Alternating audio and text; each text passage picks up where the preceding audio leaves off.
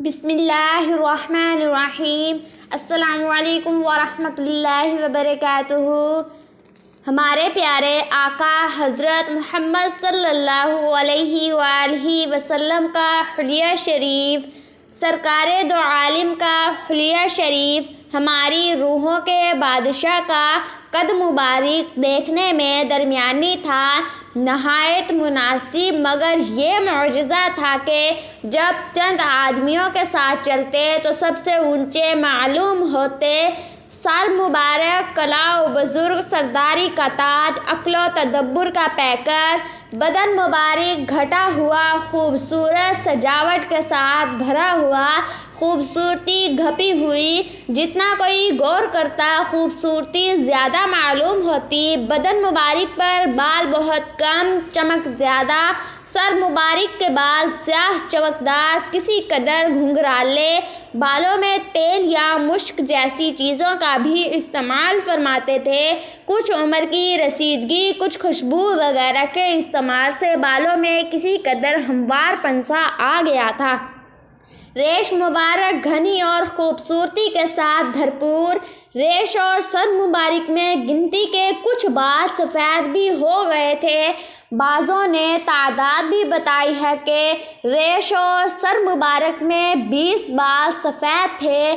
مقدس پیشانی کشادہ اور روشن، گویا آفتاب کا کنارہ، بلکہ حسن و جمال کی سجدہ بھومیں گنجان، دراز اور باریک، ان کی نازک خمیدگی قوس و قزح کے لیے باعث صدر شک، جن کے بیچ میں کشادگی یعنی اقبال اور برکتوں کی کھلی دلیل، ان دونوں کے بیچ میں ایک رگ تھی جو غصے کے وقت ابھر جاتی اور پھڑکتی تھی۔ مبارک آنکھیں بڑی بڑی تھی، موتی چور، جن کے سرخ ڈورے جمال کے ساتھ جلال کی شان کو بھی دبالا کرتے تھے۔ پتلی سیاہ بھرہ، گویا نور کی آبگینے پر سیاہ مخمل کی بندگی یا موتی کی آبدار سطح پر رکھے حور کا کالا تل، پلکیں گنجان اور سیاہ اور تلوار جیسے خم کے ساتھ دراز، رنگ مبارک سفید، سرخی گھپی ہوئی، جس میں رونق اور چمک، حسن کو دوبالا کر دینے والی مبارک رخسارے، نرم سرخی مائل، گویا چاند پر گلاب کی سرخی، ہموار اور ہلکے ناک گوشت لٹکے ہوئے، مقدس ناک، بلندی مائل، مگر زیادہ اونچی نہ تھی کہ بدنما معلوم ہوتی، اس پر چمک اور نور کی عجیب بلندی تھی کہ پہل دیکھنے والا اونچی سمجھتا، مگر غور سے معلوم ہوتا کہ نور اور چمک کی وجہ سے بلند معلوم ہوتی ہے۔ بانسا خوبصورتی کے ساتھ اوپر اٹھا ہوا،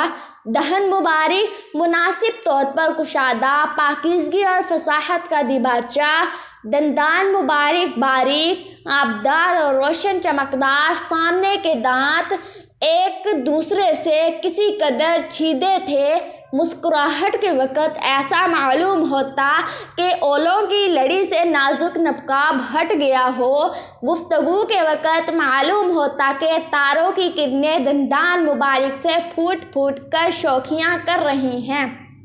شاندار چہرہ انور، 14ویں رات کا چاند، چاند بھی اس سے شرمندہ، خدا کی قسم چاند سے بہت ہی پیارا کتابی تھا، مگر کسی قدر گلائی لیے ہوئے، وجاہت سے بھرا ہوا، خاموش کے وقت ہیبت اور عظمت ٹپکتی، دیکھنے والا مرعوب ہو جاتا، گفتگو کے وقت موتی برستے،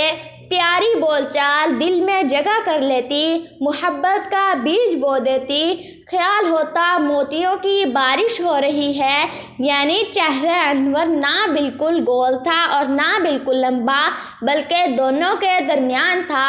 پاکیزہ گردن، سانچے میں ڈھلی ہوئی، ایسی صاف کہ مرمر کی صفائی اس کے سامنے ہیچ، ایسی سپید کہ چاندی کی خوبصورتی سفیدی اس سے شرمندہ، دونوں شانوں کے بیچ میں خاتم نبوت یعنی نبوت کی مہر، خزانہ معرفت یعنی سینہ مبارک چوڑا اور بھرا ہوا، شکم مبارک سینہ کے برابر نہ آگے بڑھا ہوا، سینہ مبارک کے بالائی حصے پر کسی قدر بال تھے، باقی سینہ اور شکم بالوں سے صاف، صرف سینہ مبارک سے ناف تک بالوں کی ایک باریک سی ایک دھاری تھی، شانے پر بھاری پر گوشت اور ایک دوسرے سے فاصلے پر،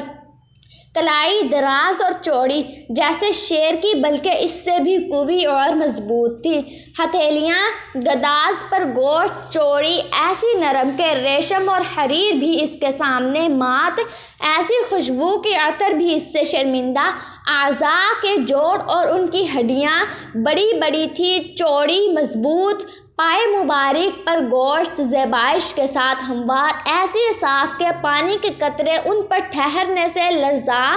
ایسے ستھرے کے بلوران پر سوجان سے قربان، جو وقت اور تیزی سے اٹھتے اور کشادگی پھرتی متانت کے ساتھ رکھے جاتے، ایڑی مبارک پر گوشت کم، انگلیاں مناسبت کے ساتھ درازی کی خوبصورتی سے آراستہ پسندگی کا مظہر، پسینہ اور لعاب کی خوشبو مشک و عنبر کی خوشبو کی بھی مات کرتی تھی، لعاب مبارک عاشقان محمدی اپنی ہتھیلیوں پر لیتے اور پھر گویا مشک کی لوٹ ہوتی جس کو جھپٹ جھپٹ کر لوگ چہرے پر سر پر ملتے، پسینہ مبارک کا کوئی قطرہ مل جاتا تو عطر کی طرح رکھتے، بولو بازار کو زمین نکل جاتی، غلطی سے ایک شخص نے حضور صلی اللہ علیہ وآلہ وسلم کا بول پی لیا تھا جو شب کے وقت پیالے میں کیا گیا تھا اور ابھی زمین پر نہ پڑا تھا، ہمیشہ اس شخص کے بدن سے خوشبو آتی رہی، رفتار مبارک تیز ہوتی، قدم مبارک کسی قدر کشادہ، زمین پر آہستہ آہستہ پڑتا، مگر اس کا اٹھنا قوت کے ساتھ ہوتا، نہ متکبروں کی سی اکڑ، نہ پوستیوں جیسی بے جان چال، نگاہ نیچی رہتی، ایسا معلوم ہوتا کہ گویا ڈھال میں اتر رہے ہیں، یعنی کسی قدر آگے کو جھکے ہوئے تھے،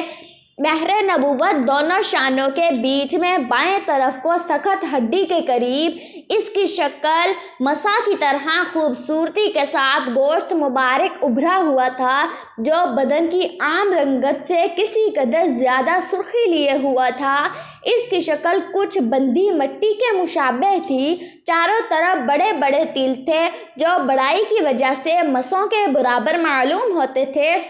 اور گردا گرد بال تھے، کبوتر کے بیضے یا سیج بندی کی گنڈی کے برابر مہر نبوت بڑی تھی۔ جزاکم اللہ خیرا۔